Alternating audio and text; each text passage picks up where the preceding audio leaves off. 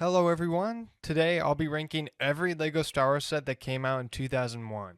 Surprisingly, LEGO only put out 10 sets this year, which was way less than the previous two. So this video might end up being shorter than normal, but there's not much I can do about it. Nevertheless, we will still rank them. And starting at number 10 at the bottom is the Stormtrooper. I don't think much explanation is needed here. This might be the worst looking LEGO set of all time. Out of context, I would have a hard time telling this is supposed to be a stormtrooper. None of the defining shapes or characteristics are represented that well, leaving a model that doesn't represent its source material all that great. The big blaster is cool and fun to shoot around, but besides that, this set has absolutely nothing going for it. Next at number 9 is C-3PO. The other Technic set released this year fares about the same. C-3PO is a little better, but still an eyesore. The gold pieces are neat, but this build is just all over the place. I like what they were shooting for with this set, but the execution just isn't there. There are so many areas of this build where I just look to and just see issues. At number 8 is the Droid Escape. This is a fine set, but the others on this list are just way more flashy and interesting. The only build here is the very simple escape pod, and that's it. There's not much to it. The figures are R2 and C-3PO, which are nice, but there just isn't anything that gets me excited or makes me want to put this higher on the list. So again, not a bad set by any means, but it just doesn't have any high points to it. Number 7 is the Imperial AT-ST. This set's build is a little messy. They did an okay job with it, but it's a bit rougher than I would have expected. Some of the angles and parts usage on the cockpit are just weird, and I feel like it gets a shape that isn't all that accurate. Even for 2001, I feel like this build is dated. Chewbacca is the only minifigure included, and that's also a drag down on the set. It's only $10, which is nice, but it's extremely small and lacks quality because of that. It's still alright for the time, but this definitely wouldn't pass in today's market. Next at 6 is Watto's Junkyard. Another pod racer is made in the set, which is always fun to add to the collection. There are also a couple other smaller builds that make this actually feel like a junkyard. In reality though, I think they just wanted to make another pod racer and used this as an excuse to do so. Because in all honesty, it's a bit of a weird pick for a set.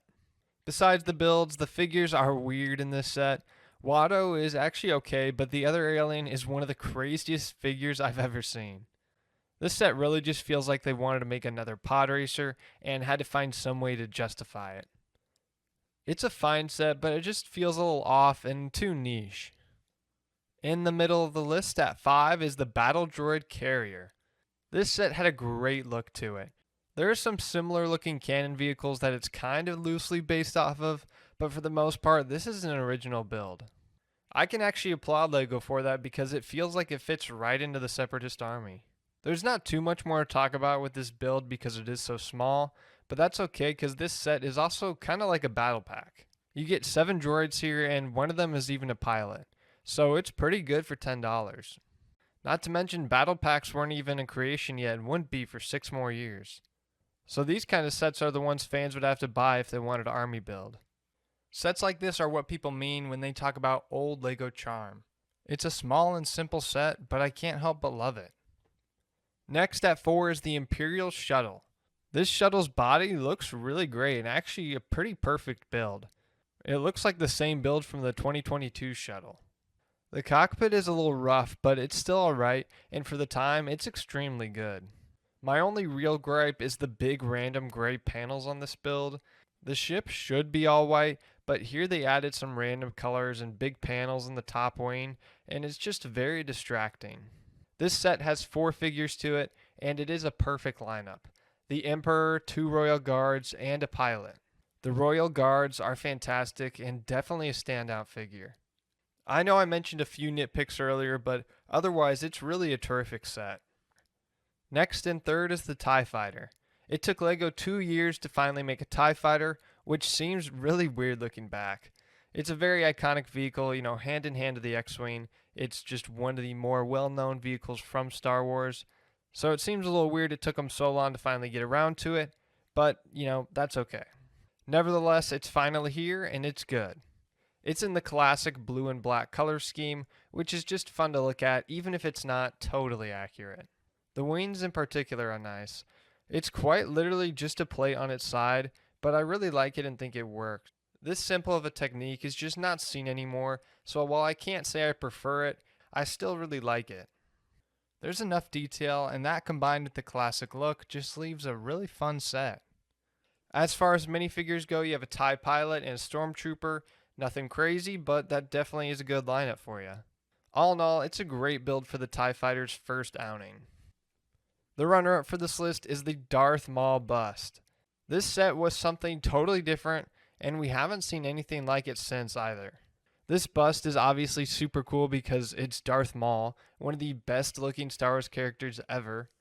Another thing I love about this set is just its simple LEGO style. There are no fancy bricks here, it's mostly just classic bricks put together to make Maul. It reminds me of the models they make for the LEGO stores, and that's a big plus to me. I think there's something to be said about using LEGO in its most purest form and just the simple bricks.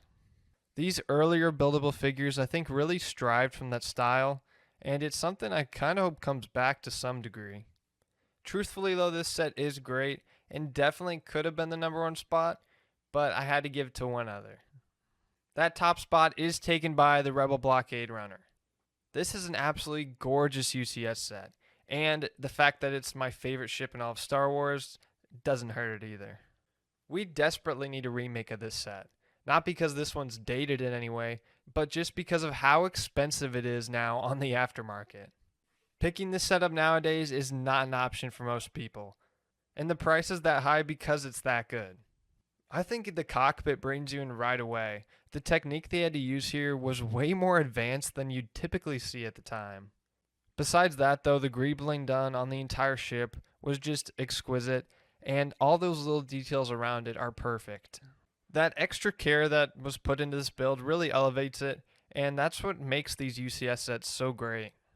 I feel like the UCS X-Wing and TIE Interceptor really paved the way.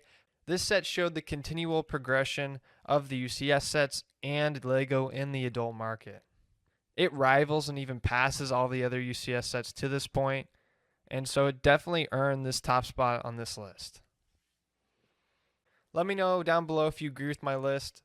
Sorry again that this video is going to be so short, but I can't help it, LEGO only released 10 sets this year.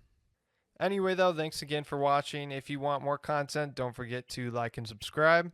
And until next time, I'll see you guys later.